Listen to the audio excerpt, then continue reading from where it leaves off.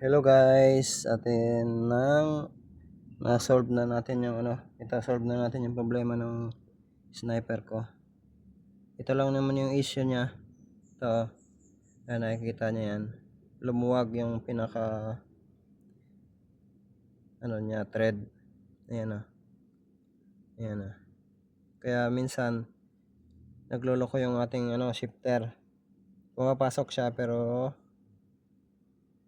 hindi siya bumabalik. Yung nag-auto bumabalik yung, 'di ba, parang may spring yan. Pero kung wala akong nabili na thread lock, so hihigpitan ko na lang to ulit. Hihigpitan ko na lang siya muna. Pag sa sunod ko na change oil, saka ko lalagyan ng thread lock to, yung pinaka thread niya, para hindi lumuwag. Nagkakos nito yung sa niya, vibration, no. So yun lang.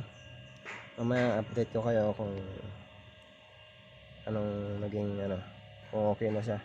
Pero yan lang yung problema niyan, yung sa na yan, ito dito, ito shifter yan, ayan kita niyo yan, shifter dito yan nakakonect,